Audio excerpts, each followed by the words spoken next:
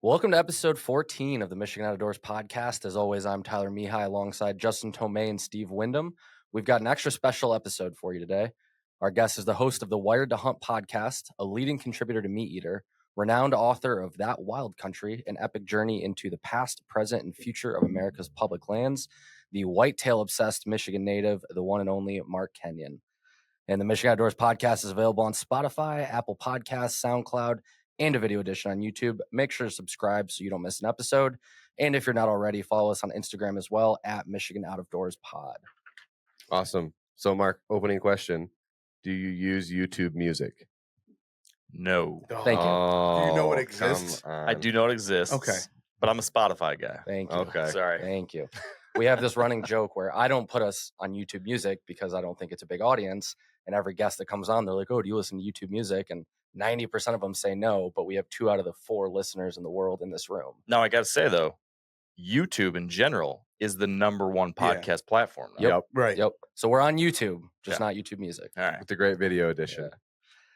And the Michigan Outdoors podcast is proud to partner with OnX Hunt. Join the millions of hunters who trust OnX Hunt to help them fill their freezers. Create hunt strategies for your property with custom waypoints, view wind forecasts for individual stand sites, integrate with cell cameras, and so much more. OnX is essential for hunters to understand property lines, find and e-scout public land and other hunting spots, and all of the other tools to give yourself the best possible chance at a successful hunt. All current MUCC members are eligible for a 1-month free trial of OnX Elite and an additional 20% off your annual membership. New MUCC members will get a free 3-month trial of OnX Elite in their welcome email when signing up. To find your current membership discounts, log into your MUCC member portal and click on membership discounts link to see all of the benefits of being an MUCC member. Join MUCC today to take advantage of these offers. All right, episode 14. Mark, thank you so much for coming in. Hey, you're welcome. Glad to be here. Yeah, we're looking forward to it. First time at the office, right? Yeah, for sure. It's nice right here in Lansing. Like I was telling you guys, my wife works here in town, and I went to school here. So I love an excuse to get back and get to see my Spartan country. Go green. Go white. Love it. Oh, you guys lost this weekend, by the way. I Oh, know. Still God. Big Ten I champs. know. It's fine. That couldn't have gone worse. That was a horrible Saturday sitting there watching Michigan win and I State know. lose. Hey, the best is still ahead, though. Yeah, That's yeah, right. that's true. Yeah. I thought we got a pretty good draw in the tournament. I love the bracket. I really I like have that not draw. really looked at like it. Really You love the wouldn't bracket. know if you yeah. did. What it I looks like if don't you did. care about college basketball. We could turn this into a nothing but Michigan State basketball podcast. if you Easily. want. Oh, I Easily. couldn't. You've about got to the breadth of my knowledge on this. I one. mean, Izzo's like 15 minutes away. We'll just bring him over Uh-huh. and yeah. Uh-huh. Yeah. Gosh, I love those boys. Yeah. All right. Well, we want to get into some policy. Yeah, so commission meeting was on March 13th as we record last Thursday. And a lot of stuff happened. They voted on bear reg, so all the quotas got approved as presented. The biggest note was they increased Red Oak, which is kind of northeast Michigan club country, like 7%. And then they increased Baldwin unit, which is, northwest Michigan, kind of Newaygo all the way up to, Leland on. They increased that like 42%. So a lot more bear tags if you're going to be hunting in Baldwin. I think that equates to over 100 additional tags in that unit. So Did the points change, or is it just better odds? the if you points have- will change because there's Okay. more tags available. That unit's already, in the last number of years, they've raised the tags on that unit a lot. That used to be like a 15-point unit, and Yeah. now it's probably going to be under 10. My wife has 6 or 7. She may be able to draw it this year. So That'll be cool. because my dad lives in Baldwin, so she may be able to draw that tag this year. And then there were some regs that passed associated with that. You can put your tree stand up now. The day baiting becomes legal for bears, which is kind of nice. Isn't that the resolution we just passed? At yeah, so convention? we had that resolution passed at convention, and it's already now law, air quotes, regulation. So that happened. There were a few other things about like how you affix your tag to the bear that passed, and some changes to the wording of how you have to present your bear when it gets checked, but nothing too crazy. The other big bear thing of note was that there was at the Bear Forum last fall, the Bear Forum supported allowing bear hunters to train with 10 dogs during the training season. I want to say it was unanimous or near unanimous. The department did not include that in their memo, and as such, the commission didn't vote on it, but they kind of came to a compromise. We'll see if it passes next month, where basically they can continue to run with 8 dogs and then bring 2 additional dogs in on lead for training purposes. So that will be up for vote next month, along with reopening coyote season. So the commission is looking to fix a grievous error where they illegally closed coyote season last year from April 15th to July 15th. Just a recap of that, MUCC and Michigan Trapper and Predator Caller Association filed a lawsuit against the commission to get them to reopen their season. Our argument was that they did not make the decision based on any sound science and that it was purely on social assumptions and political pressures. So we were on hand to testify. You'll see a lot of that testimony coming out over the next few weeks as we continue to talk about it. But that could be voted on April 10th, and then we could have coyote season on April 16th this year, which we didn't last year. I'm feeling pretty good about it. We'll see. I mean, nothing's set in stone until they vote, but it's looking positive. So that's the commission in a nutshell. Legislature. So they've passed, the House Natural Resources passed their first bill. It's Bill 4013. It's a recreational trespass bill, and it just kind of more clearly defines what a landowner has to do to mark their property. Takes out some vagaries and puts in actual specific numbers. Yeah. Purple paint? No purple paint. There is a purple paint bill coming, though. It's actually gaining a lot of steam. We almost got purple paint in committee last year, and then just everything fell apart because the Michigan legislature was a mess last year. Not that I'm expecting it much better this year. We presented to the House committee last week. We took some tough questions from legislators, but it was all in all a good first meeting because it's a almost completely brand new committee with 17 people on it, a lot of whom have never seen us before. So we got in there, got to talk about who MUCC is and what we do. What was the toughest question? There was one representative asked us about our changing seasons report, which we presented to Senate Natural Resources, and he had the exact date. I don't remember. Almost 2 years ago. And he took offense to some things that we said. So changing seasons, Mark, for your benefit, it's basically it's about what hunters and anglers are seeing on the ground in terms of changing climate. Basically, we watch the commission remove trout designations on a number of streams every year, or the slow advancement of ticks farther and farther north. Things like that. It doesn't advocate for any regulatory policy over any other regulatory policy. It's strictly just, this is what we're seeing. Woodcock migration's coming a little later, stuff like that. And that's all it is. So that was the toughest one. We talked about license fees a little bit in there, and MUCC's position on that. But yeah, I mean, it was mostly good. The other good news out of the legislature is, if you all remember House Bill 5108 a couple years ago, that was the bad commercial fishing bill where you could catch smallmouth and perch and walleye and stuff in commercial nets. MUCC blew that up, and then we dropped our good version. Well, our good version dropped again last week. It's House Bill 4212, sponsored by Amos O'Neill. He is the same representative that sponsored our good version last year. So that is out. We're going to start drumming up support for that and see if we can't get him and his bill a committee hearing. Basically modernizes a bunch of 50-year-old statutes and DNR rules and keeps sport fish out of commercial nets. So that's the big news out of Lansing now. It's going to be really slow. It's all going to be budget stuff, probably through September. They're not going to do much policy. We're shopping around some bills on video hunter harassment to basically make it illegal to film somebody for the purposes of harassment if they're legally hunting. Shopping around some Sport Shooting Modernization Act. If you like a gun club has a range and they want to move it, let's say it's pointed at a wetland, because in the 70s they didn't care about that stuff. If they want to move their range, they lose a lot of their immunity from liability for like noise complaints and all that other stuff, even if they're moving their range or updating their facilities for safety or environmental reasons. So trying to fix that one. And then solar sighting is still going to dominate the session too. So I've actually I have a bill in my email about that to kind of rein in the department when they're trying to give away working lands for solar lease. So that is policy. You got your hands full. Yeah, it never stops. Actually, it stops when they leave in the summer. Yeah. So that's about the only slow time. But even then you're just getting ready for what's going on. But this year's going to be exceptionally weird because like the budget, usually they have it done by the end of June. And this year, I mean, we may not get it until right before the fiscal year starts on October 1st. So it's and the House Republicans have been promising to zero out the department's budget. I say department, I mean DNR. So if you hear me say that. But yeah, they're promising to zero out their budget for first House budget, and it's just going to be we're going to be clawing for all conservation funding priorities. So it's going to be important that everybody look for those emails when I need a call to action to get us to lend your voice. But everything's on the line this year. Like that, we have to fight for everything. What about the license package? What about it? Did it go any? Is it a better version? Is there a different tactic? I know more than I'm allowed to say. Yeah. There will be another package introduced. What happens with it is to be determined. The political hill to climb on that one may yet be insurmountable, but there will be a package. I think it will be a better product than what was put out last year.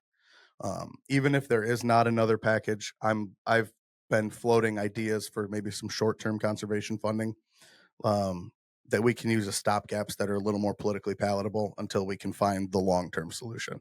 But there will be a new license fee bill. When? My guess is probably summer at the earliest. Has there been like a conservation stamp or habitat stamp kind of idea ever floated within Michigan? The closest thing we have is just a base license. But yeah, that's been one of the discussions. And another big discussion that often gets a hang up is how do we get non-consumptive users to pay? Right. And Backpack tax. yeah, and generally what happens in those discussions, in my experience, is you'll get to the end of the thing where everybody's talking about how great it is, and then right at the last point, one person stands up, says, "Does this mean that that the berry pickers get a vote in how we manage our state lands or whatever?" And the answer, of course, is yes, and it generally falls apart. And it's a double-edged sword because when I go to the legislature, maybe they don't understand completely how conservation is funded, and that is entirely user pay. The department gets almost no general fund here in the state of Michigan. So when I go in and say, we pay for this and we have for 100 years, it's a pretty compelling argument to kind of let us continue to self-govern. And if we expand that 10, obviously those people then will get a vote in whatever capacity that they're asked to pay. But yeah, so it's part of license fee talks. But even giving them a voice at the table, that doesn't change the statute that says like certain lands purchased with certain dollars have to remain majority use hunting fishing. Yeah, state game areas wouldn't change because those are all purchased with PR dollars for almost exclusively. So it would just give them a voice at other management tactics and issues. Yeah, I mean, we'll use kayaks as an example. We had a resolution. The example that I provided actually happened at one of our meetings where they were talking about putting like a $5 registration stamp on kayaks. And between then the kayaks get a vote and how the waterways fund is distributed, everyone was like, well, the kayakers are just going to take over our boat access sites. So there needs to be a new way. Whatever the answer is, I'm not claiming to have it. It seems so, put this on me, not on you guys. It seems short-sighted and, self-harming in some kind of way to be so worried about maintaining sole like greedy power over something if it's a dumpster fire that's burning away anyways, right? If we can get more funding to keep, I'm not saying our public lands or our hunting or anything's dumpster fire. It's our dumpster fire. I'm saying if things were to deteriorate without funding, people clinging to sole, voice over what happens there seems like a lost cause to me when we need funding. If there's a few other people on the table that are a little bit different than us. We're at that point though, too. I mean, the department, I don't know the exact numbers or dates or when that's going to start to happen, but I mean, in the next few years, the department's going to have to start pulling out of like trust funds that they have to start paying just their daily bills. So something has to be. Now, one of the ideas that I've been floating around, more politically palatable, is Wildlife and Fisheries give about 30% of their money to marketing and outreach and law enforcement division. If we could get $14 million a year to pay for 14 to 20, whatever the number is, to pay for law enforcement division, just to pay the COs every year. I mean, that's wildlife's budget 60 million, fisheries budget's 30 million. I mean, that would be a significant chunk of change. Yeah. That would go a long way, at least while we figure out the long-term thing. I've seen some legislators talk about doing what other states, Pennsylvania, Missouri, a few others do, where they have a portion of their sales tax go to fund conservation and water. And the way they do that is they put it on the ballot with something that people can't vote against, school funding. The problem is if we wanted to like change the sales tax in Michigan, we would be taking away school funding unless we raise the taxes more. We should have done what Montana did when they legalized marijuana. They put all the taxes. They tied that to conservation activities, habitat stuff. Interesting. That was on Cal's episode today. I was listening on the way. Yeah, he brought up the Montana bill that's trying to change it. They're trying to change it now, and so the voters in Montana legalize recreational marijuana on the decision that all the taxes would go to conservation. And now someone's trying to come in and rake that fund. Well, and that's what always happens, right? Yeah. Is if you create funds and it's not constitutionally protected, somebody's going to try and pillage them. Yep. And so many of those ideas that I'm seeing when legislators, we talk about it, it's finding a way to protect that money with also letting the DNR access it, because a lot of times constitutionally restricted funds are extremely limited in how the department can use them and access them, and in some cases they can only use the interest on them. So it's I wish I had the answer. I had somebody ask me, why is it bad that there's more they're like the kayaker example, right? Because that's one I've brought up before too. And someone asked me, why is it bad that somebody, because think of how many kayaks are in Michigan at $5 a kayak. Like, why is it bad to have that extra funding? And if the boat launches are jam packed, that extra funding could make the boat launches better or larger. And do you really think kayakers are going to say, no, screw the fish and we're not going to stock? Like, I didn't have an answer for this person, but they asked me, like, what's the big deal with people like with kayakers? Yeah. So the kayak example is I only use it because it applies to mountain bikes. It applies to other issues too. But yeah, so for water stuff though, boat registration fees go, I think it's called Michigan Waterways Fund is the actual name. And that's mostly infrastructure, boat access sites. So in the sense of wildlife management, that's not exactly an apples to apples comparison. I use it because we actually had that resolution. So MUCC experienced that firsthand. But I think just some of the old guard would say that because we are the only people paying for it, we're the only people that get a vote. We just want it done our way. And if we start involving these other people, maybe the department's primary mission of, propagating our public lands and wildlife and things like that for consumptive use may start to be a secondary goal instead of the primary goal. So that's the argument that I guess they would say for it. Yeah. Is there 1 million kayaks, do you think, in the state of Michigan? I mean, there's 1 million licenses. There's a million on the I Manistee would River bet in you the that's- summer. Yeah. Well, those are like weekenders who rent them from the tube factory. And that's the whole boat thing is the side of things that get lost as we talk about license fees. There was also a bill last year to raise boat registration fees for the first time since 1993. Yeah.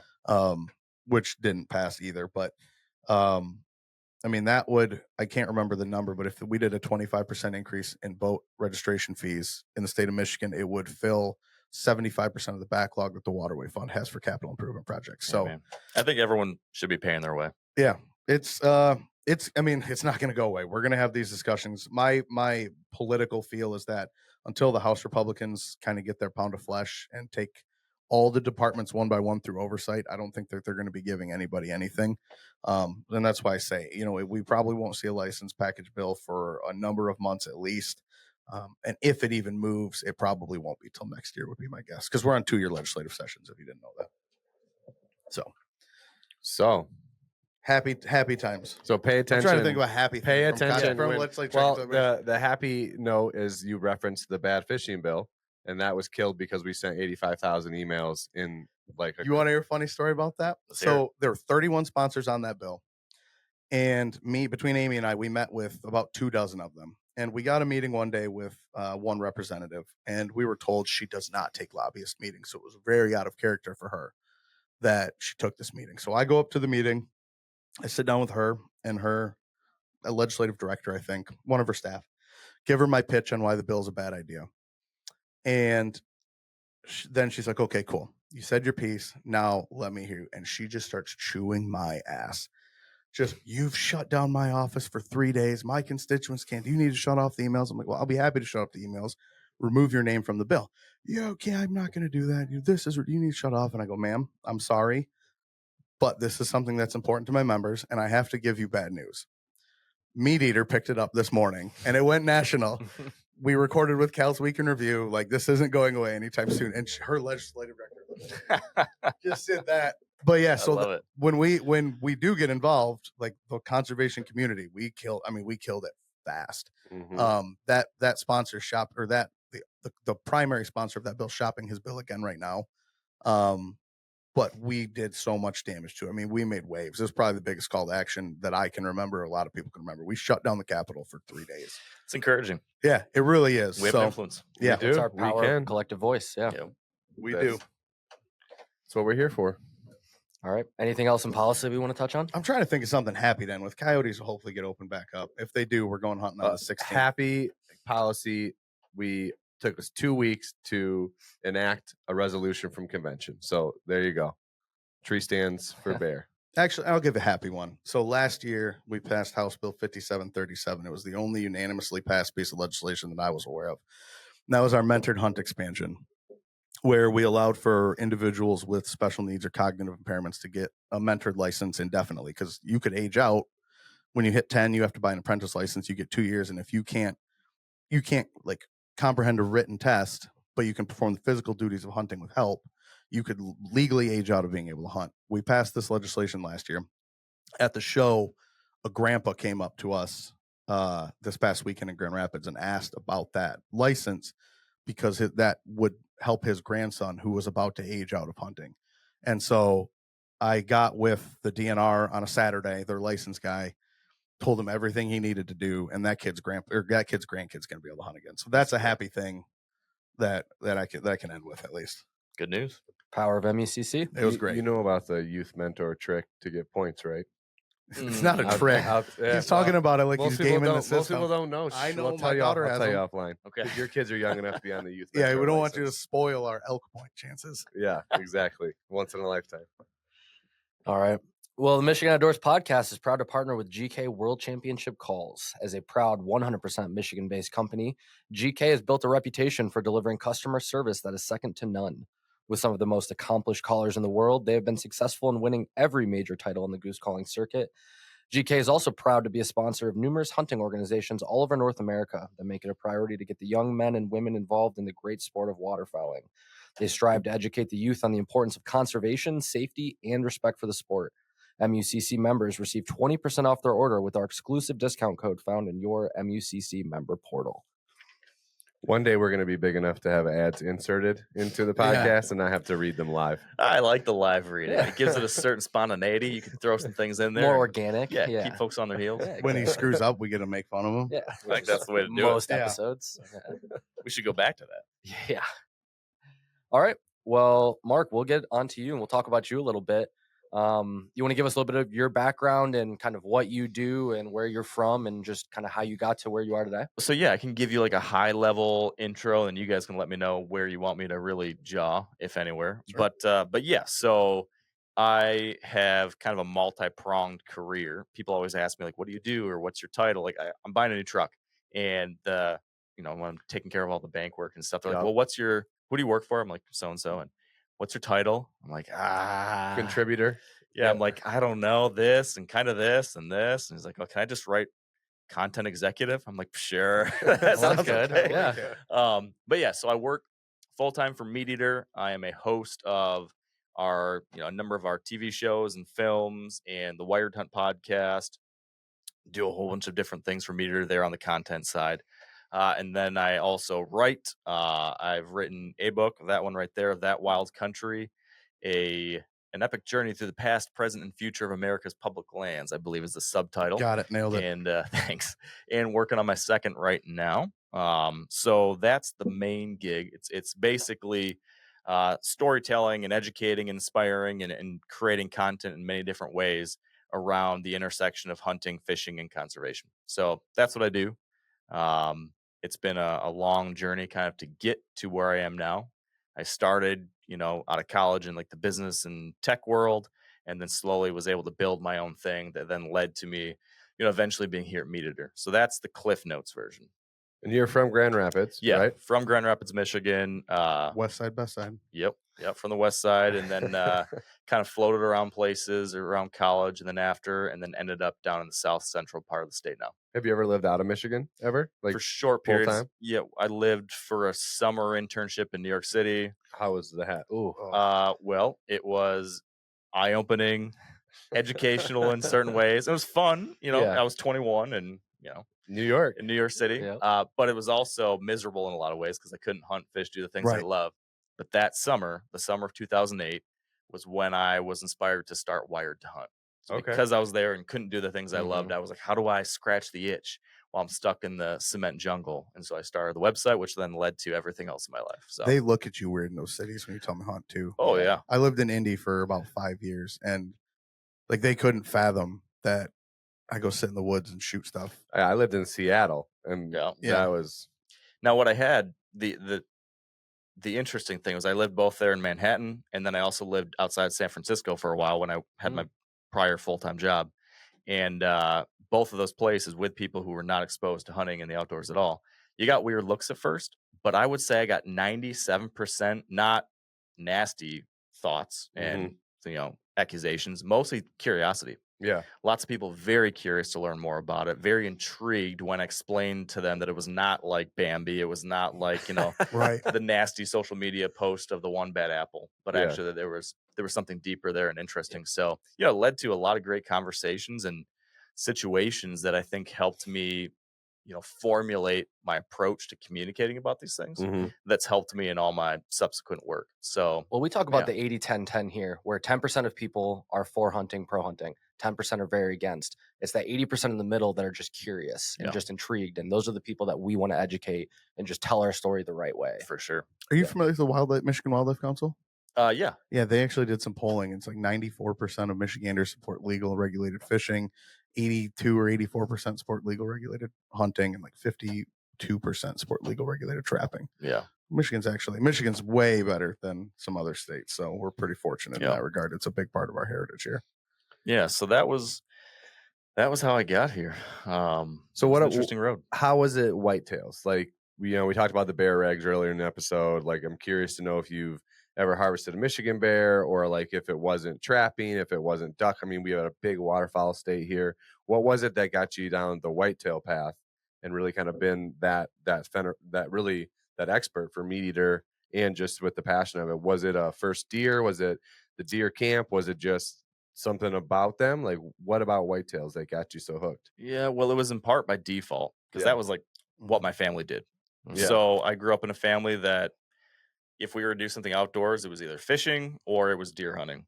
And, at least during the fall. So we had the family deer camp, which is, it was very formative for me. I learned a lot about just who I was by going up there, being around the men and my grandfather and uncles and dad and everyone. And that's where I learned to shoot a gun and learned how to track a deer and learned how to do a whole lot of stuff. Yeah. So that's where it began. That's where it really continued to grow as I, matured myself. And yeah, I don't know why whitetails fascinated me so much, continuing down the road. I could have branched off in other directions, but I just had such a strong base there. And I think whitetails they're interesting in that they are omnipresent, no matter where you are in the country, they're there. So in a way, they're just the default option, but they're also incredible survivors. They're incredibly wary and smart and fascinating and wild, and they can just really keep you on your toes. So for that reason, when I continued down that road and kept diving deeper and deeper and deeper, it became something that I never ran out of questions. I never had it all figured out. I never felt like I'd plateaued. There was always something new to discover. There's always some new path to go down. And so that, for me, I am an insatiable learner, I guess. Yeah. I would say one of my greatest hobbies is learning. Like, I'm just fascinated by new things. I'm very curious. I'm constantly reading, constantly trying to educate myself about new things. And with white-tailed deer, they were just a perfect subject for that kind of thing. So yeah, between the family deer camp and the inherent values of white-tailed deer, I went deep down that road. How many books have you read this year? We're 3 months in. How many books do you think you read so far this year? Oh, not that many. I actually keep track because I post every month on Instagram My what books wife I does it finish. too. Yeah. So I've completed 10. Yeah. And my bad habit is that I read a lot of different books all at once. Yeah. Oh man, that was my next question. Is if you there's probably another 10 that are kind of partway through in various places. So I average around 50 to 60 books a year. Wow. So your story of how you got into hunting is probably not that different from a lot of people. It sounds very similar to what I did, going to deer camp with my cousins and uncles and dad. what was the catalyst that kind of brought you into the bigger conservation world? And what I mean by that is I always joke there's two Justins. There's Bushlight up north Justin. Yeah. And then there's Capital Justin. And I can tell you my catalyst is as an adult, or before MeatEater, really, I was just conservation was just going off and going hunting, going to deer camp, hanging out with the boys. And then in the early days of the MeatEater, I would listen to Ranella go on about the grizzly bears and the whole delisting process, and it just annoyed the shit out of me. And so that was kind of the thing that opened my world back up, or opened my world up to the bigger conservation world, and kind of led me to where I am now. What was that catalyst for you? Great question. So it started early with kind of priming the pump when I was a child, and being around. I'd especially say my grandpa and my dad both made a point. Whenever we were hunting or talking about hunting, and kind of it just was kind of the omnipresent idea was that you did this with respect for the resource and for the animal. You did it the right way. It was, if there was a hard, fast rule in our family deer camp, it was a quick, clean, ethical kill. There was a guy who came, there was a friend of a family member that came to deer camp one time. And I know this isn't the case in a lot of places and a lot of people, but we do not take running shots. A running shot was like tantamount to, you were in big trouble. So someone took a running shot at camp and told my grandpa about it, and he got yelled at in camp and sent home. Okay. So we treated animals in our quarry with a lot of respect, and so that was kind of the stew that I grew up in around. I was in that as a child, and then as I went off on my own, loved deer hunting, loved the outdoors, loved camping, hiking, fishing, backpacking, all that kind of stuff. Continued to do more and more of these things myself. As I went off and started Wired to Hunt, and was educating myself on all these things, I was reading everything. Two things probably happened simultaneously. One, I was recognizing that we have this incredible set of resources here: our wildlife, our public lands, relatively healthy, clean air, water environment, and was realizing that didn't happen by accident. As the more I read, the more I learned about these things, the more you realize, like, oh wow, it took a lot of hard work to get us here. There was a lot of people that had to stand up for these things, speak out for these things. And so as I started picking up little bits and pieces of that, I realized that there, then would require people to do that in the future to maintain these opportunities.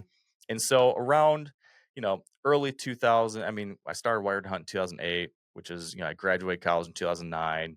2010 was when I really started doubling down on Wired to Hunt and immersing myself all the time in this stuff. When I was in college, I loved these things, but I was also doing all the college stuff. Post college is when I really dove deep. And that is where, I read a Sand County Almanac by Aldo Leopold. I read, all sorts of different things by these iconic writers. Of course, was reading Steve's stuff and different things like that. And that's when I slowly started realizing that with the opportunities that we have and with the platform that I was slowly growing at Wired to Hunt, all of that came with a responsibility. With opportunity, I think, comes responsibility. And so, as my goals professionally were growing, it went from, just having, just trying to build this Wired Hunt thing enough that maybe I can make a couple bucks from it, to eventually, could I go full time with this, to eventually, okay, I was able to do that. In 2013, I quit. I used to work for Google, quit that, went full time with Wired Hunt in 2013.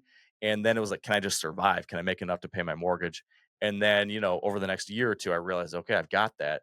And that's when I really had this internal shift where it went from just getting by to all of a sudden wanting to be a leader. And then I want to really make career decisions and life decisions that ensure that I'm one of those people that is, fulfilling my obligation to make sure that, if I ever have kids someday, this is me back then saying this. So 2 now, right? Yeah, 2 now. But wanting to make sure that I could be part of the solution, part of making this thing that had, made my life what it is. It had been such an incredibly formative part of who I am. I want to make sure that's around in the future. So that is what led to, a whole lot of things that I've done since. Almost all of my decisions now pass through the filter of, my number one career related goal. Now, the only thing really is just being as impactful as I possibly can when it comes to the future of hunting, fishing, and our wildlife and wild places.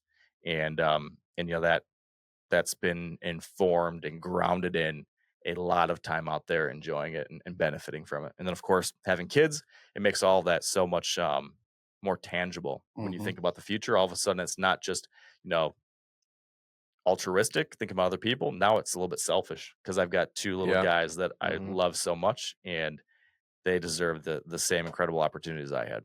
And you guys spend some time every summer out west, right? Like, and so it seems Oh, like yeah. it's allowed you a lot of great time to be with them, and Mhm. not just working for that work to be a leader and to be prominent and out front of the charge, but to give yourself the balance that you get to still enjoy it and pass it on to your sons, which seems pretty cool. Yeah, we're super fortunate in that we get to spend a lot of time outside, and we spend our summers out west.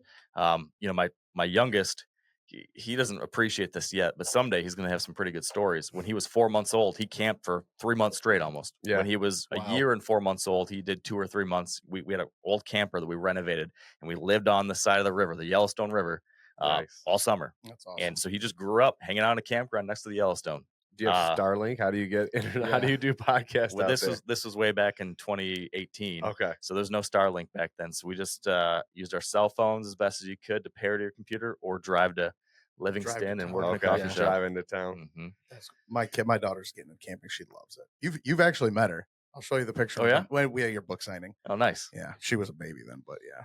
No. So you talked about camp and having your dad and uncle. Is it more nerve-wracking to have one of them over your shoulder when you were young watching you take a shot, or is it harder to have a camera follow you around out in the woods now Yeah. filming those shots? So I never had to have the first ever happen Okay. because we never saw any deer when I grew up. Okay. So Okay. so I never once shot or had a shot at a deer with my dad or grandpa with me. Not a Wow. single time. I didn't get a shot myself at a deer at our deer camp until I was hunting by myself. Yeah. So never had to experience that. It's actually been the opposite. I now hover over my dad's shoulder when he tries to take a shot and make him nervous. Yeah. So yeah, the camera is definitely the more stressful pairing in the tree or the blind. Um, you don't think about it in the moment. You think about it more afterwards, though. Yeah. Like I've never found myself in the moment stressed out. Like there's a deer coming in. Oh, don't screw it up with the camera. Like Yep. I don't have space to think about that. There's just the one thing you're thinking about. But it's afterwards. If something goes wrong, you're like, oh, geez, like this is miserable. I just screwed up or something horrible happened. And that's a horrible experience when it's just you. Yeah. And then I have to also then think about, okay, and now 300,000 other people are going to see what an idiot I am. That's the part that can make it a little more painful than usual. I've always appreciated that MeatEater shows those issues, right? They Yep. don't shy away. They don't cut the Sure. film. Right. They keep it real and they keep it authentic to what you guys are actually doing out there. And it's actually, we were talking earlier, just like for me, my kids love it. They eat it up just because it's something that we can watch as a family. It helps them engage. It lets them see wild places, new opportunities, new things to do. And still it has the cooking.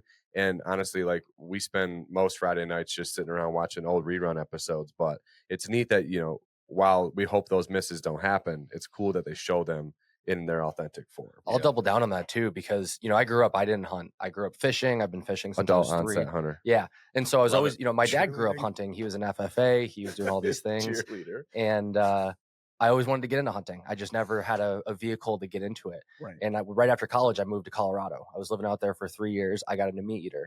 MeatEater is the sole reason I am a hunter today. I watched your videos. I watched Steve's videos. I watched the education. I watched the misses. What really struck me the most when I got into hunting was the respect for the animals.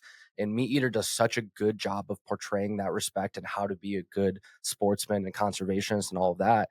That is the reason I got into it. I was watching the episodes. I was like, this is so cool. I want to do this. So you guys are really the reason that I am a hunter today, and really the reason I'm at MUCC, because once I found the love for hunting, conservation, I wanted to make a difference, and I found this. And so, yeah, you guys are actually a huge reason that I'm even in this room Man, today. I love to hear it. Yeah. That's awesome. And, Steve's done such a great job with his show and being a terrific leader in our space. So I'm certainly appreciative of the, of the role he played there too. Is there like a bidding process or a waiting list to be on some of those episodes, or they just tag you guys in when it's kind of your expertise? Like on a MeatEater flagship episode? Yeah. That's just random. You'll just get a call one day. Just, hey, come on. It's just kind of who Steve wants to do something with at the moment, I think. Yeah. Gotcha. Okay. How much difficulty does having that camera crew add to your hunts? Like, hunting can be difficult anyways. and then, another guy or two cameras and mics and all that stuff. Like, it just has to make it ridiculous. Well, like saddle hunting has to be a do you logistical nightmare with another, right? And do you just enjoy when you get to go without a camera? Oh, I love it. It doesn't even. I don't want to make it sound too negative. But No, it's totally different. It does not. Yeah, it's totally different. It really is. And there's 3 ways that's totally different. I guess 2. But there's 3 different things going on. So there's, of course, everything you need to be thinking about as a hunter, just hunting, right? Mm-hmm. And that consumes you, right? When you're out there hunting, your mind is fully consumed with what's happening. What do I need to do next? What's the correct decision in this moment? How do I read the sign or the deer's behavior or the weather or whatever, depending on what you're doing? That's enough to drive you crazy, to keep you on your toes, to keep you fully 100% going 1,000 miles an hour. Then when you're hunting with a camera crew, you then add the logistical and kind of like the tangible physical challenges of it, which is more people, more movement, more sound, more scent, more all of it, more gear. And all of that is a nightmare to deal with. It makes, hunting so much more difficult for all the obvious reasons that I just stated. So yeah, saddle hunting, being in a tree, trying to move around quietly anywhere as a whitetail hunter, trying to move in the tree with deer approaching, all of that, a lot of challenges. The third thing, which I think is actually the hardest, at least I'll say for myself, is the then third thing, which is the mental processing of hosting. And so not everyone has to do this with a camera crew, but as the host, I have a whole other line of thought going on at all times. The whole time I'm filming, I also have to be thinking like a producer. So I'm thinking about, at least the way we do it at MeatEater, we don't just like go out and do a hunt and then films and then like make a show later. Yeah. We make the show before the hunt. We have a set of plans and ideas and storylines and important points. And not always. Sometimes there's just a hunt. But lots of times it's like, okay, we're going to go and we're going to go hunt in this place. And we're hunting in this place because there's an important ecological story, or there's this interesting thing about this place, or Mark's going through this thing and we want to showcase this relationship with his father, or whatever it is. There's something more than just the baseline hunt. And so we prepare to think about, all right, well, how do we convey those storylines? How do we make sure that, we cover the expository content as much as the narrative hunt itself? How do we bridge all of these elements? And then to make a good story, it doesn't happen by accident most of the time. You actually have to be thinking about, all right, here are all the different things that just happened. These are the things we know I want to do next in the hunt. So how do I make sure that the editor someday down the road has the material he needs to get from what just happened there to this next thing that I'm going to do? Did I cover this talking point? Did we get establishing scenes? Did we get tights and far outs? Did we get the kind of B-roll we need to kind of montage through this slow 3 days that we just had that I know they're not going to want to use? How the heck do I convey that or get across that? So the whole time out there hunting, I'm thinking about that kind of stuff. I'm thinking about, what do I say next to make sure I clearly and succinctly, explain this or convey my emotions the right way, whatever. I mean, I'm going nonstop thinking about that stuff. Yeah. While also trying to figure out how the heck to kill a deer or whatever. And so that can be the most stressful, challenging part of it all, is like try to keep those 2 things in line and keep you moving forward on both without forgetting one or the other. So you just kind of, your brain doesn't get a second to turn off. So when you did the family deer camp video on YouTube, which was awesome. So if somebody hasn't watched that Ken Rovin or that family deer camp thing, that was very cool. How much lead time did that take when you guys were like pre-producing before you got to camp and you guys filmed? And, it was cool to see you and your dad hunt and that deer come in, not get the shot at it, but just the whole story, because there's a lot of voiceover. There's a lot of, narrating to the camera while you guys are out in the woods. And how much time does that take from idea to film? All right. So with that specific example, it would have started like this almost a full year prior to the hunt first happening. So that hunt was originally filmed in the fall of 23. So in like January of 2023, I would have, built out like a 1-sheeter saying, hey, this is this idea I have for a film. I want to do a hunt up at my family deer camp. I want to showcase the history and the story of this place while also exploring or following along with us trying to transform the camp to be a productive, place again, to be able to not want to go just there to, spend time with their friends and family, but also have a chance to see deer again. So I had a basic storyline. So you put together that pitch, you then run it through all the various levels of MeatEater to get approval for it and budget for it and all that kind of stuff. And then you actually start figuring out, okay, who's going to be the camera crew, who's going to produce it, who's going to do those logistical things. Then you have to have a pre-production set of meetings where we all get together and we talk about, okay, who's doing what and when's this going to happen and how many different times do you need to go up there and yada, yada, yada. So all that happens. And then leading up to the hunt itself, then there's more meetings and we're talking about, all right, Mark, how do you, what are the exact dates you're going to be there? Who's going to be there? Walk us through what you think the major, important talking points or narrative points are going to be. How do you envision all these things hopefully going? And we talk through all that kind of stuff and figure out, like, do we need any special camera equipment given the fact that you're hunting from a ground blind? Okay, well, can we do GoPros? Can we use drones? Can we do this, that, and the other thing? So all that's happening. Then we finally have the hunt happen. We do the hunt. Either during the hunt or immediately after the hunt, I'm writing kind of copious notes of like everything that happened and when it happened and trying to key out like the most important moments because, an editor is going to get 100 hours of film or 50 hours of film, whatever. 29-minute, And so you want to be able to point out like, hey, these are the major things. So I write a bunch of notes right during the season or during the hunt or right afterwards. And then after the season, we then have another set of meetings where I will then take those notes and usually I try to build like a narrative structure. So I will then take what happened, think about like, all right, how do you tell a good story? What's your like act 1, 2, 3 arc going to be here? And I will present like what I think that should be. So, hey, I think this is how it all lays out.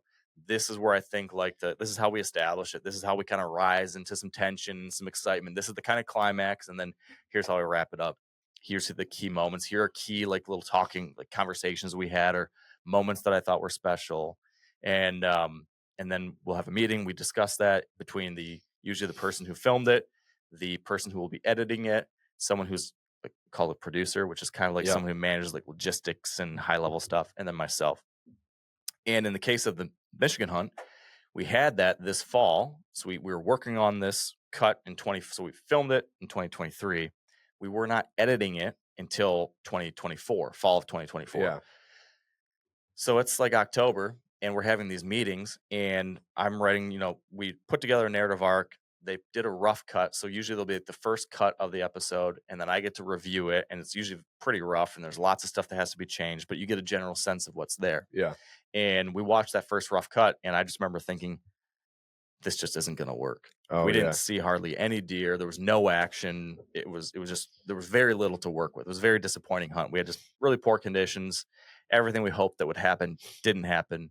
And, when you then saw it, I was just thought, golly, this is really boring. This doesn't effectively tell the story of hope that we were wanting to tell and excitement.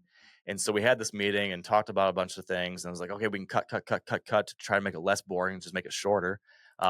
But then finally, I remember I was on the phone and I pulled over in a high school football field parking lot and was like, I think we just need to pivot hard here and see if there's any way we can get budget to go and do another shoot. Okay. We need another chance. Yeah. Is there any way you guys can get me a camera guy for like 2 more days? Give us one more chance this year to try to, get the ending that this film really deserves.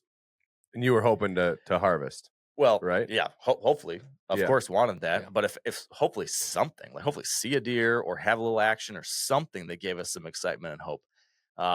And so that was like how are we going to do that? The film is supposed to come out in 2 weeks and all this kind of stuff. But, I was pretty adamant about wanting that and hoping we could put it together. I had a plan for how we could do it. And I thought we had, things were lining up there on the property. There was bucks showing up more than the year prior. We'd done some continued improvements. And, long story short, we were able to get approval. This last minute, change of plans. I scuffled other hunts and made time to go up north again with my dad. And we got 2 more days of film. And of course, you saw the film that, we didn't kill a deer, but we saw a bunch of deer, had, encounters with the 2 biggest bucks I've ever seen there in my entire life. Yep. One of them was a world-class Michigan buck. Yeah. Which you scored, right? Yeah, I did. Unfortunately, we didn't kill him, but a neighbor killed him, and I got to get my hands on him and score him and see that deer. Just an unbelievable Michigan buck. Yeah. And so to be able to have that encounter happen, it was a really, exciting and hopeful way to end that film. and that led to, you know, what you saw this past fall. One thing I Yeah. thought was really interesting too is I was watching the video yesterday. Again, I had watched it a couple months ago, but I was looking at the comments and people loved that you didn't shoot a deer. Hmm. They thought it was so cool to see the story play out and just to see your attitude and optimism and everything. And they were like, it doesn't even matter that he shot a deer. This was just such a good piece and so well put together and well built. People really appreciated the message. And I think people appreciate failure, honestly, because there's something to be said, especially with MeatEater. These are world-class hunters that go out. You guys harvest a lot and you're very, very good at what you do. But it's kind of more personifying when you guys go out and don't shoot a deer because it's like, oh, I can connect with that. Because there's a lot of hunts I go out, I don't shoot a deer. And it's easier to connect with that, I think, sometimes. And people really seem to appreciate that. Yeah. Well, I'm glad to hear it. It's those are the hardest episodes to make, but also sometimes the most important. Yeah. Mm-hmm. But it takes a lot of thought and care to take, you know, when you have the successful hunt, it's so easy. It just it writes itself there. You Yeah. have this built-in climax, you have this built-in conclusion, you have the good vibes, all that. So those episodes just become so much simpler. So when you don't, it requires a lot more attention to this like Yeah. narrative piece. Like how do you make something out of what's not a lot? Yeah. Um, Because we've gotten, you know, really kind of conditioned to always expect the harvest, right? You're watching a show so you can see the big buck on the ground, so you can awe and oogle that. But to tell the story of the passion and the commitment and the strife that goes into not harvesting, it's very well done to actually still be able to connect and relate to it and walk away going, dang, that was good. Well, You we've know? talked about it on here before too, but I'm of the belief that social media has had a huge impact on hunting because of that. You know, people don't post pictures of them hunting; they post pictures with a buck, right? Like that's what people think of success as. And there's so many more ways to look at success in hunting. It's not just about harvest; it's about the experience. 100%. So speaking of the family deer camp, when you started first making all the improvements on the property, had you thought the forethought of telling this story like through an episode or a film, or was it just that obviously, you know, being a hunter, you want a better habitat at your deer camp, but did you have that forethought when you're like, okay, this could be a really cool story if we can do this right? Or were you just like, I just need to get this place better? So it was always just we just wanted to make it better. Yeah. I you know love being there. It built me. Like I think I said it even in one of those conversations on film there that this place built me and made me, and that is so true in many many different ways. So I love any excuse to be there.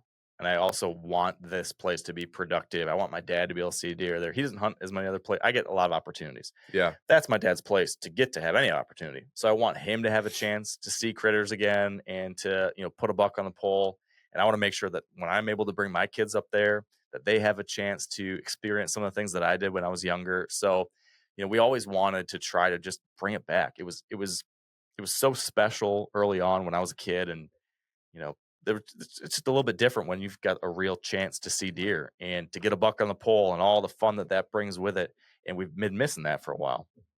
So for a number of years, we were just kind of slowly chipping away at doing these little tiny things, and then finally, when you know we did our first like big project, which was in 2023.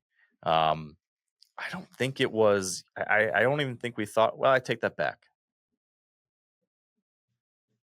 I guess I'm not sure. In spring of 23, when we decided to like hire the contractor to come in and do some logging for us and some stuff, I can't remember if I'd gotten approval for the film yet or not. But either way, what it came down to with the film was that I wanted an excuse to merge these two things that were important to me, which was like I want to be up there and I want to have time with my dad and my family, but I also have these obligations to my job that I need to be filming hunts, and you know, historically that's kept me away from the deer camp because you know, you got to see deer to film hunts. You got to have a chance to kill deer.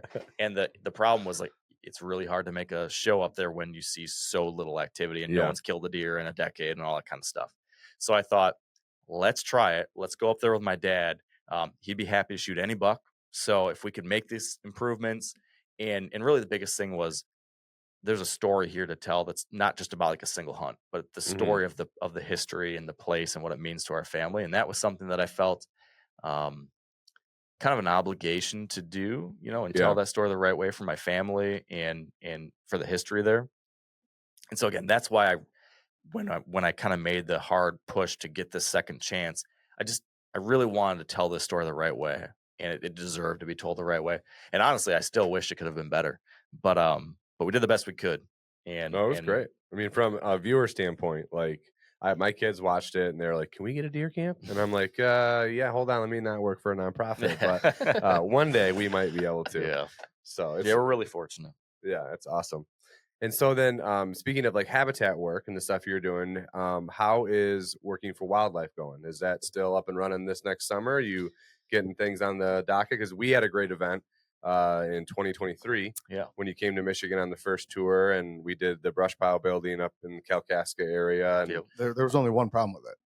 What's that? Opening day turkey season. Yeah, that was bad time. That's where I was. I was hunting. Yeah, actually, I got a guy's first bird that morning though, so it was worth it. Hey, that's great. And that was one of our biggest OTG events with your help and doing that fun event. What's working for wildlife up to nowadays?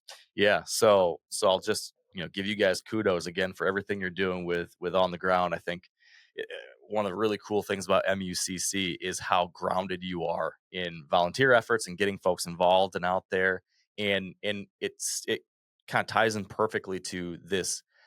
I don't know if it was an epiphany, but this realization that I had back in 2022 or early 23, which was the fact that people want to feel like they're able to have some kind of influence or impact. Yeah. But it's hard these days. So much feels out of our hands or happening way up here or elsewhere. And this loss of agency that I think a lot of people are feeling can sometimes lead to this, just throwing your hands up and saying, whatever, I'm just going to worry about my day job and, forget about all the rest. And so I recognize that. And then I also recognize that there were these events like stuff you guys were putting on and other people that weren't getting a whole lot of folks showing up, or as many people as should show up. I thought, like, gosh, these are great events and they could probably use 50 or 70 or 100 people, but they're not getting that.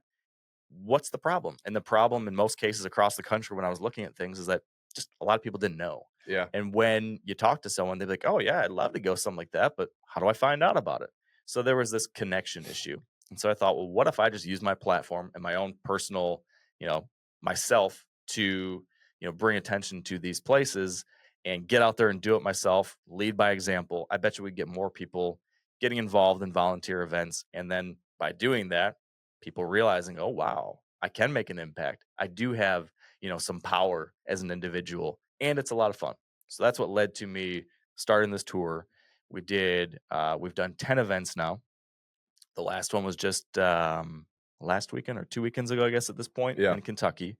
And as of now, that is the last scheduled event for this year because I am racing towards a deadline on a new book. Yep. And then I'm also preparing to embark on a big new show of sorts that I'm filming that's taking me across the country in new ways. And so between those two things, I had to step back a little bit from that to maintain a marriage as well. Yeah. So my hope, though, is that somewhat important. The book will be done by the end of, the manuscript will be done by June 1, and then the final will be done by the end of the year. And that's going to, give me like weekend time again to do this again. So the Working for Wildlife Tour will resume hopefully in 2026 in a bigger way. Yeah. But in the meantime, OTG is flourishing. So That's on the right. ground is still going on with MUCC. So following Mark's lead, come on out and do an OTG event with us. Do you have a title for the book yet? I had a title. That doesn't sound positive. It doesn't sound good. But then since I proposed the title and got a book deal and everything, a book got published with that same title. Oh, no way. So now I'm not sure. It's like a major publishing house that I went out with. So I actually haven't talked to my publisher yet about if we want to change the name or not, or if we just run with it anyways and not worry about this, smaller piece. But it was going to be named Wild Lives. Okay. And we'll see what it ends up. We have any scoops on this new TV show either? Any other details you can release? Breaking news. Breaking news. Yeah, I don't know. I don't know how much I can share about the new show, but I will say it's going to be different, very different. Hunting oriented or ish. Okay. Hunting adjacent. I would say it's hunting fish. It's very MeatEater-esque, but it's going to be slightly adjacent.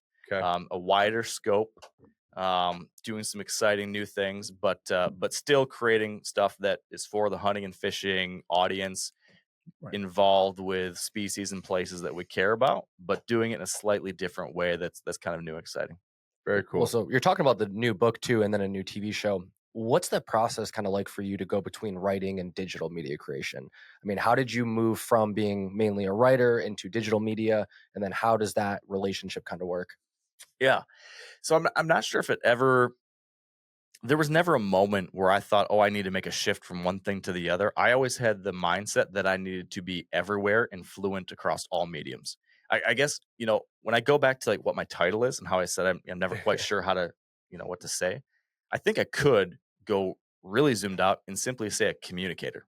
Yeah. At the essence, what I have to be really good at is communicating. Mm-hmm. And I need to be able to do it across every medium because people are getting their things in different ways, in different places.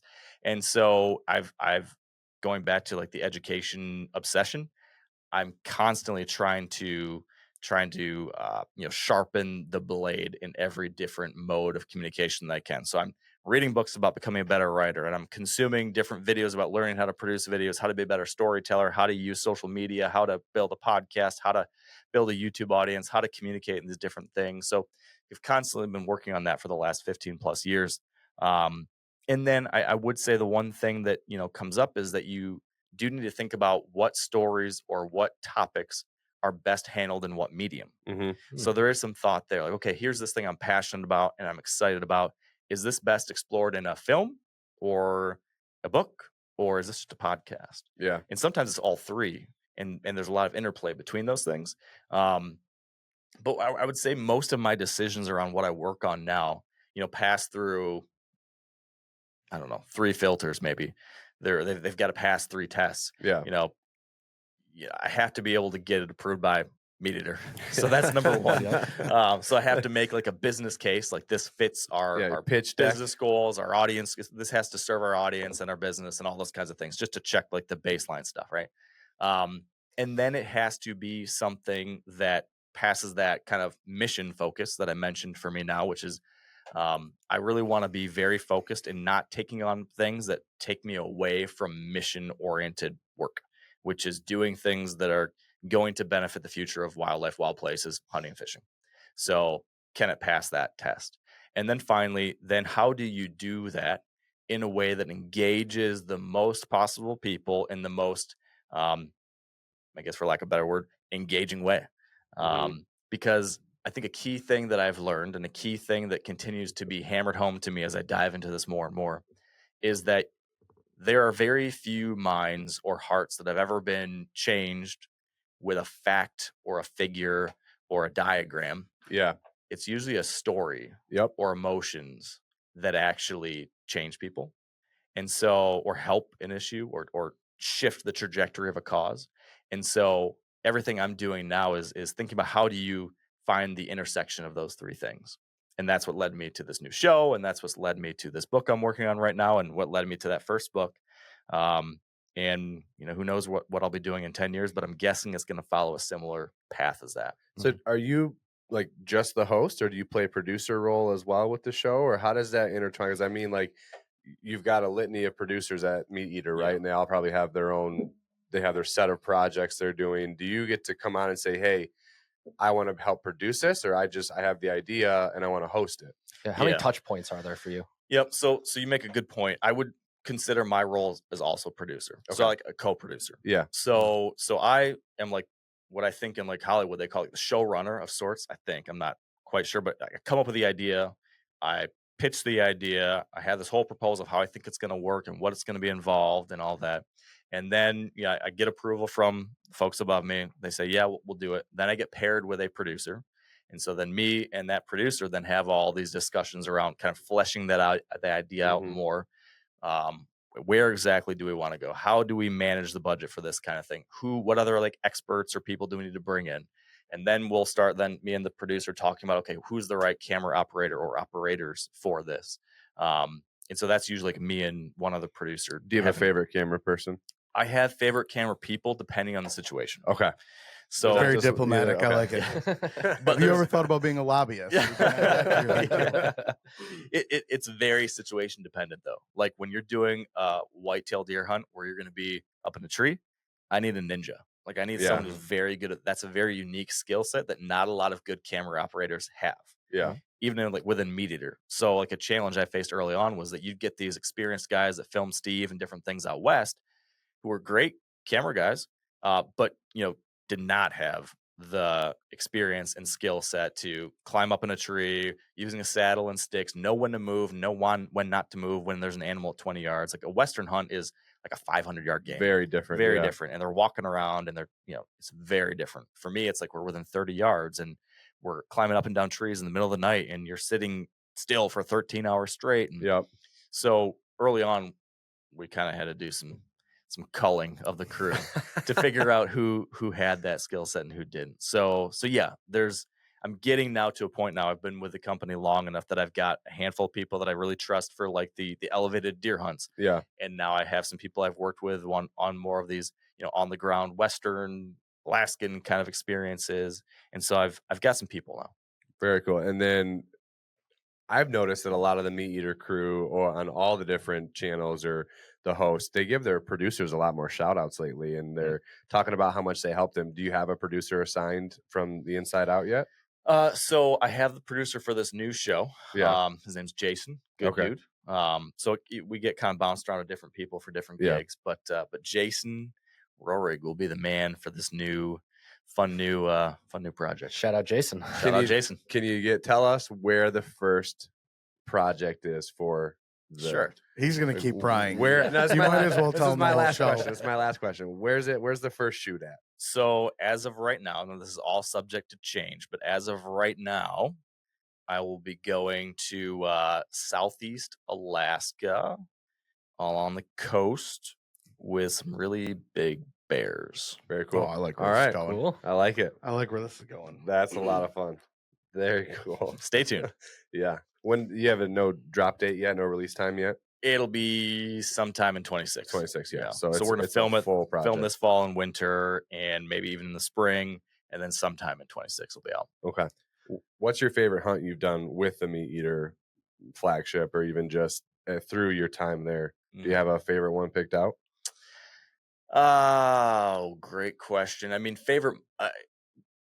there's a bunch of great ones. A favorite moment was probably being with my dad when he killed that buck on the back 40 property. Yeah. Because that was the first deer he'd ever killed with archery equipment of any kind. And just a really fun moment with him. So that was really special.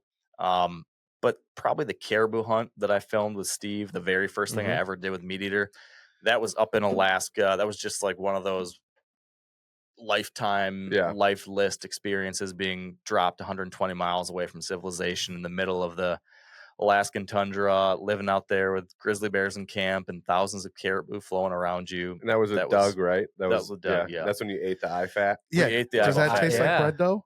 It tastes spot on like raw pizza dough. Interesting. Wow. Exactly like that. Yeah. I remember that scene so vividly. Yeah. My kid's got a chuckle when he couldn't get himself in the plane in that episode. Yeah, that was funny. He's like, no, don't touch me. So that was that was great. I don't know if we asked too, but how did you get connected with MeatEater? I mean, as someone who has their own podcast or working to make a living for themselves, they're paying their own mortgage. What was that step from you doing it on your own to actually getting in touch with MeatEater and then joining the staff? Okay, so in 13 or 14, somewhere around there, I had just quit my old day job and I was going full time with Wired Hunt. And at the same time, Outdoor Life did a big feature on me and that decision. I was on the cover of Outdoor Life and I recognized an opportunity in that moment where I kind of had a moment. And I had been following Steve for the prior handful of years, and he was a role model of mine. I really appreciated his books and his message and the way he approached things. And I thought, man, I would like to work with that guy. I would like to learn from that guy. I'd like to help that guy. And I thought to myself that if I were to reach out to him cold, we never talked before. If I just ask of him something, he's bombarded by people. Probably he's not gonna, respond well to that. Right. So I cold emailed him with a offer. I said, "Hey, Steve, loved your books, loved your work. I'm this guy. I'm on the cover of Outdoor Life right now. You might have seen it. This is what I do." Not a big deal. Soft, humble brag. But that's who I am. I guess the reason I waited for that moment is I felt it legitimized me a little bit. Right. So I'm not just some random person reaching out to you. I'm someone who comes to you with some credibility. And I said, hey, I have started this podcast. It's called Wired to Hunt. It's the biggest deer hunting podcast that are out there right now. I've heard you on Joe Rogan. I think you're great. You should have a podcast. I'd like to volunteer my services to help you build a podcast for you and MeatEater. And he responded. He said, hey, I'm aware of your stuff. I like your thing. I saw you on the magazine or whatever. Appreciate you offering to do the podcast. We actually have already started it. We've got 3 episodes in the bank. We're recording right now. Haven't released them yet. But we should definitely stay in touch. I happened to be at a convention with him like a month later. I was like, hey, I'm going to be at this thing you're speaking at. I'm there with NDA. He's like, yeah, let's get together. So we got together, had beers and talked. And we spent the evening chit-chatting about stuff, talked about writing books. I told him I had this book idea, which was the idea for that book. He's like, I think that's really good. Yeah. You should meet my friend. So that eventually led to me getting a book agent and all those kinds of things. Fast forward a couple of years down the road, that ended there basically, where appreciate you. We don't need any help with the podcast, but let's stay in touch. And then I don't know if it was 2 years or something like that down the road, but a while down the road, just out of the blue phone call. I was in Grand Teton National Park, living in our camper for the summer. And I see Steve's number on the phone and I pick up and he's like, hey, what are you doing the first week of September? You do a good impression. I was going to say that is dead on. Good impressions are perfect. I'm like, I don't know. I was going to go deer hunting in Montana. He's like, not anymore. I'll just come hunt caribou with me in Alaska. I'm like, oh wow. Okay. And then like just before he hangs up the phone, he's like, and then we're making MeatEater like a big company. I'd like you to come work for us. And just hangs up. And not then, a question, just a statement. It just very kind of off the cuff. And I had so many questions. And then he called me back the next day. I was actually out trout fishing. And I'm in the middle of the river. He calls back. I'm like, God, this horrible timing. There's like a hatch going off, and I want to catch this fish, but I better take this. So I sat down on an island in the middle of the Teton River and took his second phone call. It's funny how you remember specifics of kind of important moments, I guess. What fly did you have tied on? If I had to guess, it's probably a parachute Adams. Okay. something simple. But yeah, long story short, that led to then us discussing what MeatEater was going to become. It was going to go from being just a TV show to being this much larger media network. Mm-hmm. He proposed to me that he'd like me to join that effort and kind of merge what I was doing into what they were going to do and be one of those faces and voices of this new thing. And, the biggest reason I decided to do that was because this was right around the same time when I had established this new kind of mission focus career path. This is when I, decided to do the book and everything. And I thought, I really appreciate what Steve's doing and his message and the leadership that he's taken within our community. And I wanted to be a part of that and be one of those leaders as well. And I thought we could achieve more together than separate. And so I said, yeah. And here we are. Wow. Miss 100% of shots you don't take, right? It's true. That's pretty awesome. Just out of the blue, right? Yeah. Very cool. Pretty wild how it all happens. And it's crazy. That was 2017. It's 2025 now. Like, it has gone by so fast. Yeah, I can imagine. So fast.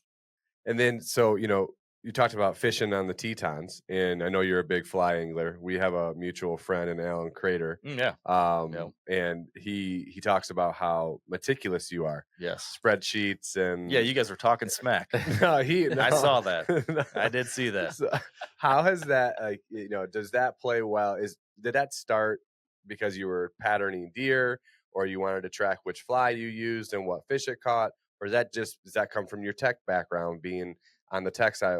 What made you so meticulous? And, obviously it's helped you in your hunting and outdoor career, but where did that start? Just being that detail oriented. Well, I would say it came from two things. I am naturally not detail oriented.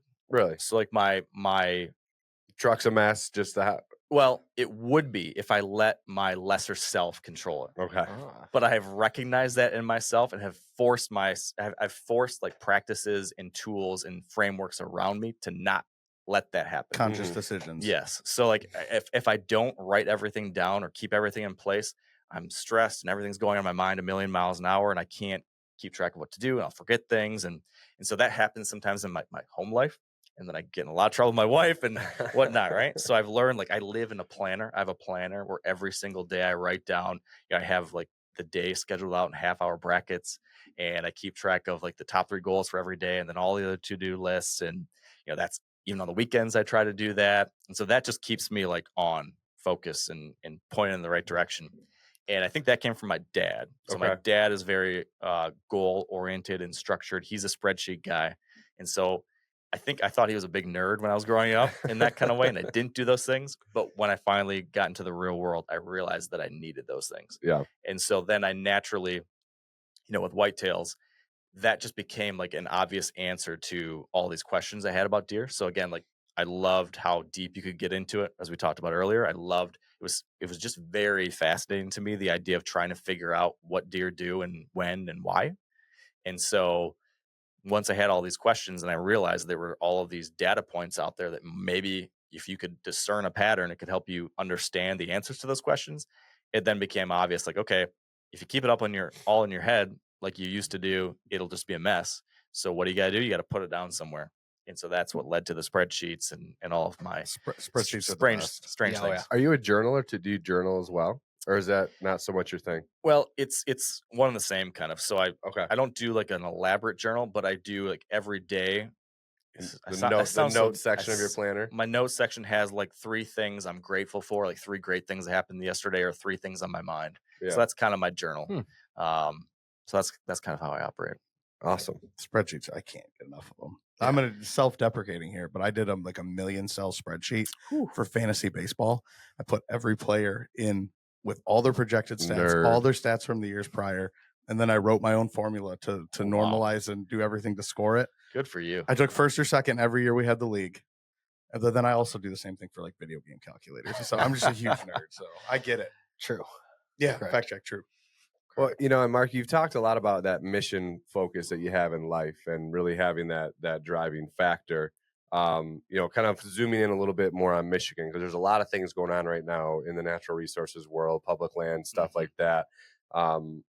How do you want to make an impact here in our home state? And, you're a member of MUCC, so you have an individual membership, and we've been super happy to partner with you on all the other stuff and do this episode. But what's something that you'd like to see as an outcome or an impact that you could have here in our home state? Well, there's a lot of different ways that might be possible. But in this new book that I'm working on, it's taking a similar format to the last book, which was exploring the past, present, and future of America's public lands. The new one is exploring the same set of ideas, but around our public fish and wildlife. So it's exploring fish and wildlife in America, how we got to the point we are with these critters, and what the future might look like for them. And I explore those topics through a series of trips across the country, hunting and fishing and meeting with conservationists and researchers and nonprofits and different things like that. And one of the chapters, it's actually a 3-chapter part, one of the parts of the book, is exploring kind of the working lands and wildlife intersection with agriculture and farmland and wildlife and all sorts of stuff going on there that's very pertinent to what we have here in Michigan across a wide swath of the state. And something that I've recognized is this huge opportunity that we have as hunters in Michigan and elsewhere to lead the charge in a lot of ways on private land. A lot of times people like the public land stuff is a little bit sexier sometimes, maybe, or maybe it seems more relevant to more people because anyone can use public land, while private sometimes feels like you can't join the club unless you own land. Yeah. But regardless, when I was working on the Back 40 project, this show we talked about earlier, I met with a guy who had done a study out of Berkeley in which they had went and tried to analyze the land use across the entire United States. And they found that, I'm going to get the exact acreage here wrong, but I believe they found that 420 million acres across the United States were either leased or owned for wildlife recreation purposes. And of that, I think it was 80%. So if I remember correctly, it was 360 million acres of that. The primary use was hunting. Okay. So about 360 million acres of land across the United States is owned or leased for hunting. Privately owned. Wow. Yeah. 640 million acres is the size of our federal public lands estate. So we're talking a huge chunk of land here that's not that far off from the entire federal public land system we have as landowning or managing hunters in America.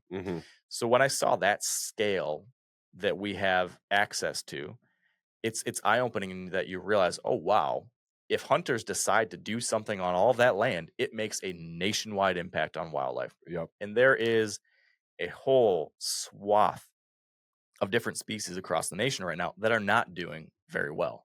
A lot of our big, sexy, charismatic animals like white-tailed deer are doing great. There's a lot of people interested in them. There's a lot of people doing things for them. But there's other critters, songbirds and insects and pollinators and small mammals and all sorts of things. Amphibians, everything. Reptiles. We talked about grizzlies, but nobody talks about caribou that blinked out of the continuous 48. That's a big one too. Mhm. So there are species that are not doing so hot, and in these agricultural landscapes, those are often the sites of a lot of these disappearing critters. Mm-hmm. So, in the process of learning about these things and talking to people, I recognize this opportunity that we have here in Michigan and anywhere else where this landscape exists to be kind of leading the charge, we as hunters, on that 360 million acres. If we start, managing our land differently, if we start making land use decisions a little bit differently, if we start talking to our farmer buddies about shifting things a little bit, or trying this other best practice a little bit, if we start making decisions that aren't just 100% about how do I have the very most deer on my property, but actually how do I manage a little bit more holistically so that the entire suite of biodiversity thrives, and making sure that we are thinking about our soil and water quality too, and all these different things. If we do that, we could be just as impactful as the federal government trying to do something across their federal public land estate. We could do that as private land owning or managing hunters. We can solve these problems in many ways ourselves. I do feel like there's been a shift towards the environmental holistic view, and not just deer habitat, but it's like, hey, if I do this in a certain way, it also brings back grouse or pheasant. It also brings back small game. It also brings back ducks in a water quality. I feel like we have kind of started to turn the Titanic to say, hey, how do I have a more holistic piece of property instead of just doing hinge cuts and bedding areas, but doing more, just overall good for the environment. Environment. Yeah, I think it's absolutely starting. There's like a rising tide of interest there. Yeah. And I think the more we can feed that and fuel that fire, it's going to lead to really good things. Was the contractor up at your place, was that Kyle Perry? Yes. Yeah. So Kyle's a good dude. He actually just ran for a board position at MUCC. Oh, nice. It was a Region 7. It was voted. He didn't get the votes. But we're trying to figure out another way to still have him be engaged and involved. So great. Yeah, Kyle's a good dude. He's a good guy. Yeah. I like it. Cool. Anything else we want to touch on? Yeah. Is there anything we didn't ask you about? Anything you want to make? Any pitch that you have, or, Gosh, I think, and we'll tease it, I guess, is that we're talking about doing a Capitol Day or a public lands rally here in the state of Michigan.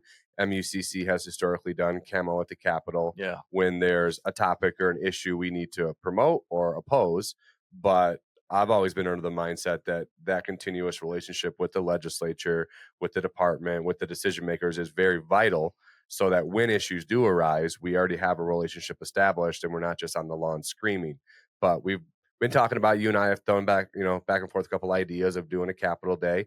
What's the message to Michigan people? MUCC carries that voice to the Capitol.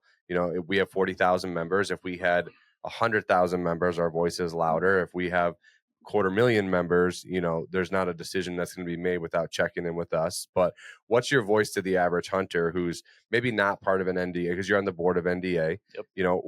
What's the message to those people who are just finding this podcast?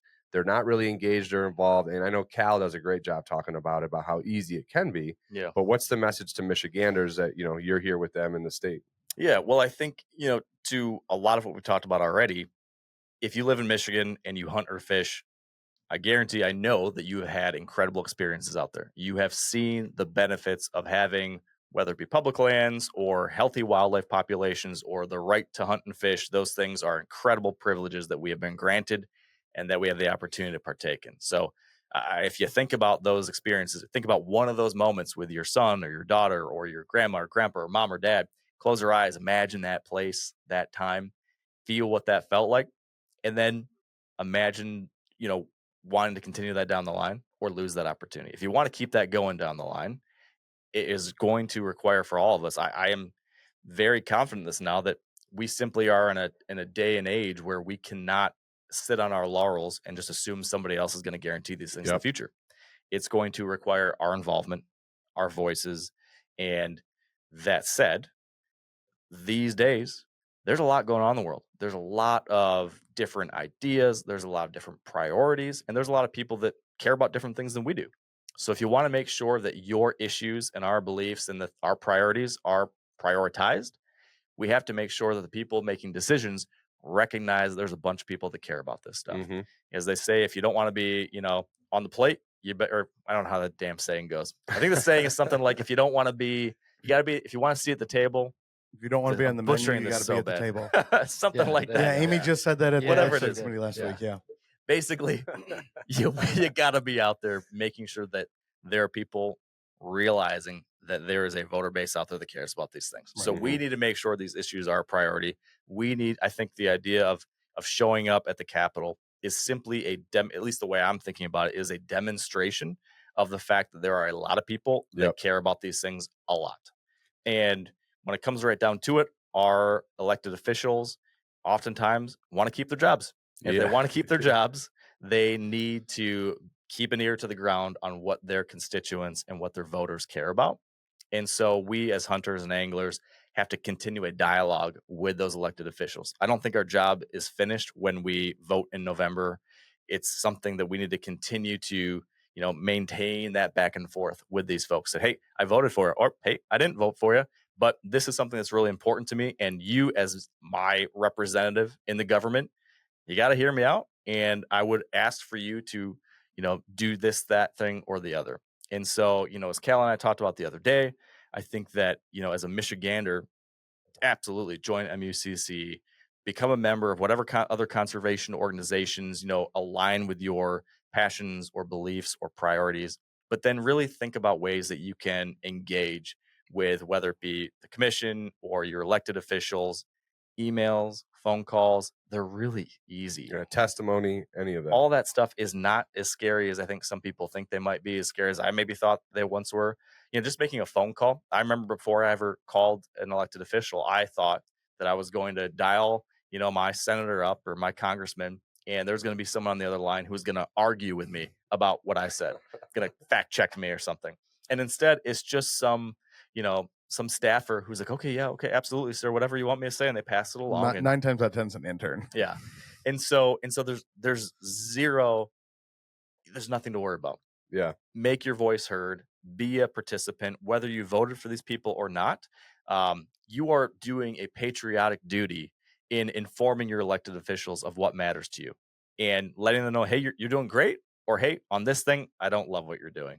And I don't think you have to, feel like, at least the way I look at it, is the whole this team or that team thing does not often serve us well as hunters and anglers. I think that we would be much better off if we approach things from an issue by issue perspective. And so if my congressman did a great thing for hunting here, I'm going to say, hey, buddy, I appreciate you doing that. But if he votes on another thing that maybe negatively impacts clean water or whatever, I'm going to let him know the same thing and say, hey, I appreciate you here. I'm a little bit more concerned about this. Let's talk about ways that you can be better next time. And I'm going to do the same if my representative is Democrat or Republican. I don't care. I really care about hunting and fishing and wildlife and wild places. I think there's a lot of other people out there like me. And if we want to make sure we can keep doing these things in the future, we've got to make sure that we're heard from. Awesome. Well said. Great. You want to hear one depressing thing to end that? Sure. No. There's only like 15 legislators, 17 maybe, in the teens that bought a hunting license last year. Wow. Yeah. Out of 148 or something, like the 150-ish. So once again, stats show that they would fall in the 80%. So even though they don't do it, they'd probably have no issue with it too. Well, I think that points to why it's even more important for us to have, make sure that we're heard from, because they're not going to inherently know or care about these things unless we collectively are the subject matter experts. Yes. Yeah. That's awesome. Well, I'm going to try to brighten up the mood with a quick ad read after that. I mean, I can keep bringing it down. Don't mess it up. So the Michigan Outdoors podcast is proud to partner with Giant Mouse Knives, a Michigan-based company born from a shared vision in 2015 to create knives that combine exceptional design, top-tier craftsmanship, and a strong sense of community. At Giant Mouse, every knife is crafted with care and purpose. From the first sketches to the final production, the team ensures that each blade meets the highest standards. Whether you're in the field, on the water, or tackling your next outdoor adventure, Giant Mouse knives are built to perform and made to last.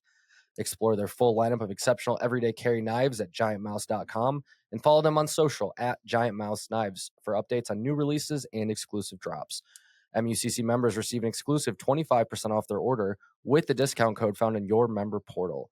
Giant Mouse Knives, knives done right. And Mark, just for you today, the team at Giant Mouse Knives is going to let you go home with the knife of your choosing. Nice. So go through those, see which one you like the best, and that is yours to take. Very cool. Well, thank you. Yeah, much appreciated. Absolutely. And then we've got just a couple MUCC housekeeping things to touch on real quick. On April 5th in Bear Lake, Michigan, we have an OTG event to build brush piles and enhance edge habitat. That's the one you did with us 2 years ago. Yeah. Yep. Great stuff. So we will be back. Great question. It's on 72 on the way to Traverse City. Kalkaska County? then. Yeah. Yeah. Yep. We also have our camo and conservation event coming up, and that is April 12th. So Saturday, April 12th, we're going to be in Byron Center, Michigan. We have camo and conservation. It's a banquet, our first banquet of the year. There's going to be a mega raffle. There's game tables. There's silent auction. $40 tickets gets you in the door, and a buffet dinner and open bar all night long. So come on out and see us. The registration is filling up at mucc.org/events. And so hope to see you guys there, Byron Center, and come help us kick off our first event of the year. And then after camo and conservation, we have another OTG event coming up April 19th in Rochester Hills, and we will be removing trash from the Clinton River watershed. So all of the registrations for those are online. Make sure to come out and volunteer and help us improve the habitat. And that's a big annual event. Kids, families of all ages are so welcome at that event. That's a huge event to come on out and get hands-on with conservation. And so if you're in the area, definitely kids of all ages, family, everybody can come be part of that They remove event. hundreds of pounds of trash from that river every single year. Tons and tons. And then in June, we have the West Side Charity Shoot. So at Caledonia Sportsman's Club, June 13th, we're going to have our first charity shoot of the year and be out there. There's going to be 3 flights of shooting. You're going to get fed. We're going to give away some guns, and we're going to have a great time. So handful of events coming up. We've got them all the way through the summer and into September too. Yeah. All right. Well, Mark, huge thank you for coming on. We really appreciate it. Before we let you go, we have one question we ask all of our guests. Oh, yeah. Last year, how many squirrels did you consume? I hate to say it. 0. Hey, you're not the first. That's all right. Not the first. Yeah. You know what we ask whenever we interview someone for a job here? We end with, what's your favorite animal? We could ask you that one too. I imagine I might know the answer, but it's a tie. Okay. Oh, 3-way tie. Oh, can fish count? Yeah. Yeah. What? Not a dolphin. Don't say a dolphin after asking that question, because somebody did that in a job interview. All right. It's gonna be a 3-way tie between white-tailed deer, grizzly bear, and Yellowstone cutthroat trout. Oh, okay. Awesome. There are no right answers. There are a few wrong ones. Yeah. Your own cat. That's wrong. A mammal when you say fish is wrong.